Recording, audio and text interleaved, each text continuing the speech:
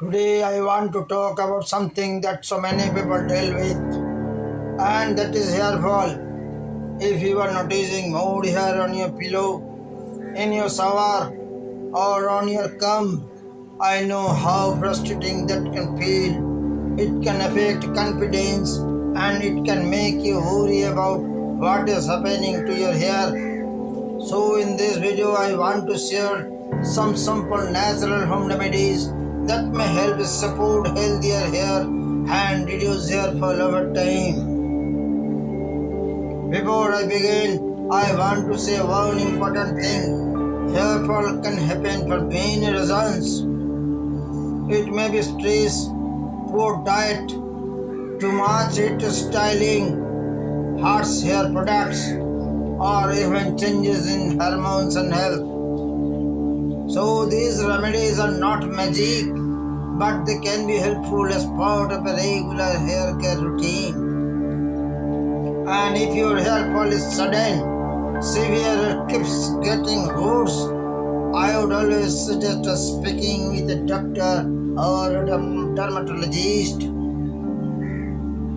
Now let's get into the top home remedies I personally think are worth trying.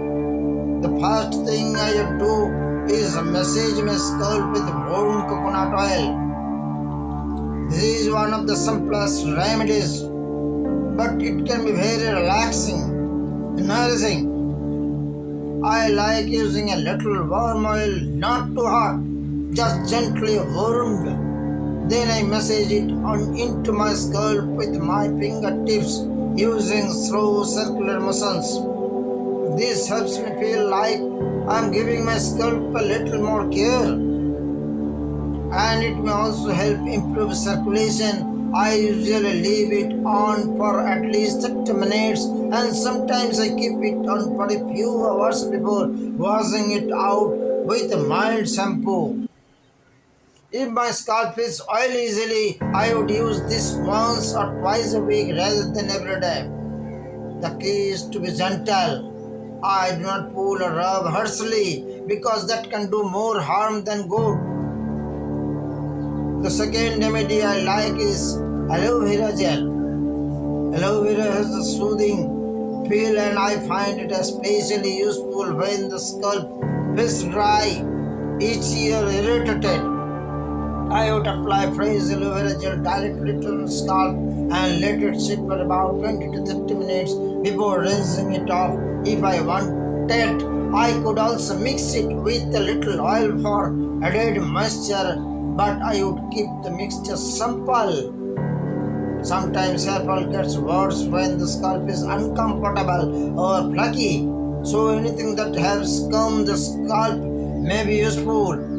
Aloe vera can feel cool and refreshing, which makes it a great option if my scalp has been exposed to too much product buildup or dryness. Again, I would test it on a small area first if I have sensitive skin. The third remedy I would try is amla. Amla or Indian gooseberry is something many people use in traditional hair care routines. I can use amla in different ways. I might use amla powder mixed with water to make a paste, or I might combine it with a little yogurt or oil, depending on what suits my hair best. Some people also like to use amla oil. When I apply it, I would focus on the roots and scalp first, then gently spread it through the hair. I would leave it on for a while before washing it out. The reason I like amla as part of a routine is that it feels like a more nourishing, strengthening treatment.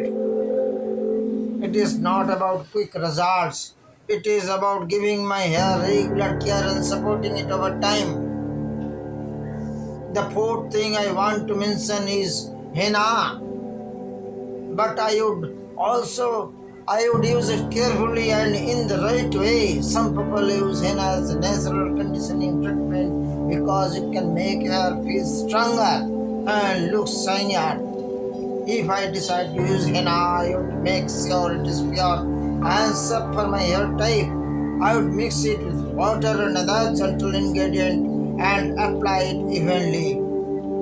Then I would leave it on for the recommended time and rinse it thoroughly. I would not overuse it, especially if my hair is already dry, because too much of anything can sometimes make hair feel stiff. For me, the goal would be balance.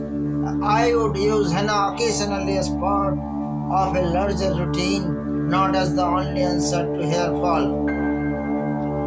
The fifth remedy is one people often overlook, and that is the nutrition. I truly believe healthy hair starts from within. If I want my hair to look better, I have to pay attention to what I am eating and drinking every day.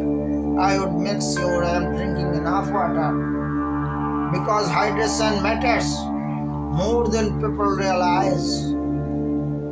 I would also focus on eating enough protein since hair is made largely of protein. That means including foods like eggs, lentils, beans, yogurt, nuts, seeds, fish or other protein-rich options that fit my diet. I would also try to eat a balanced diet with iron, vitamins and healthy fats.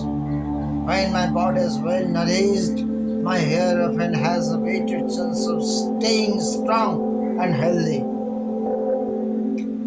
Along with these 5 remedies, I would also make a few daily changes that can make a big difference.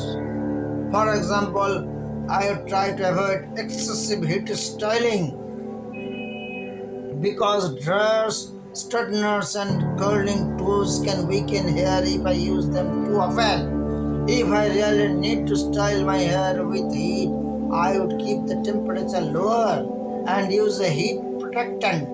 I would also be careful with harsh chemical treatments, coloring, bleaching, and strong chemical straightening can all put a stress on hair.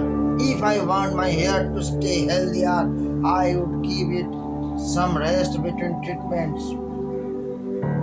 Another thing I would pay attention to is how I handle my hair when it is wet. Wet hair is usually more delicate, so I would be gentle while combing or brushing it. I would use a wide tooth comb if possible, and I would start from the ends rather than pulling from the roots. Small habits like these may sound simple, but they can reduce breakage over time. I would also think about stress.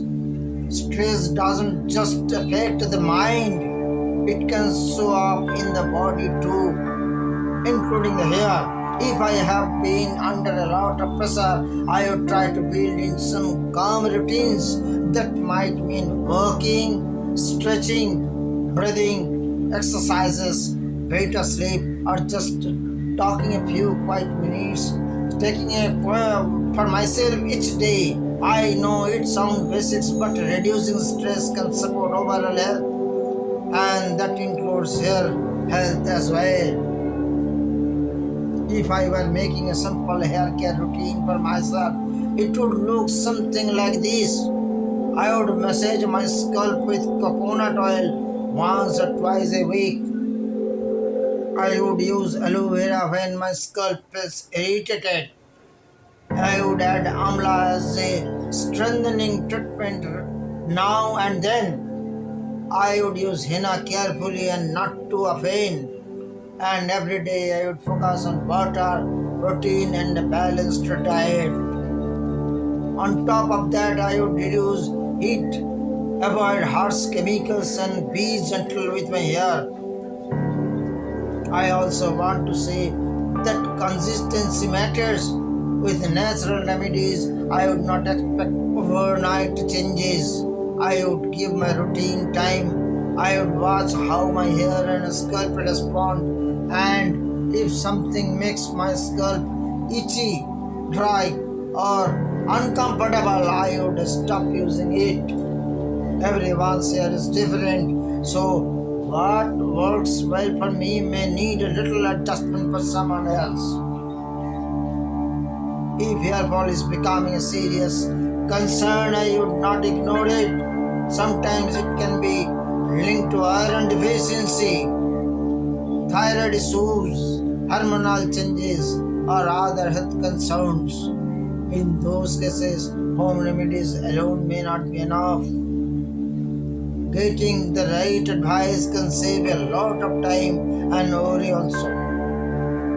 So, if I had to sum it all up, I would say this: start with gentle scalp care, use natural remedies like coconut oil, aloe vera, amla, and henna in a thoughtful way, nourish my body with water and protein, protect my hair from heat and harsh chemicals, and be patient with the process. I hope these tips help you feel more confident about caring for your hair naturally. If you found this helpful, I would encourage you to try one or two of these ideas and see how your hair responds over time.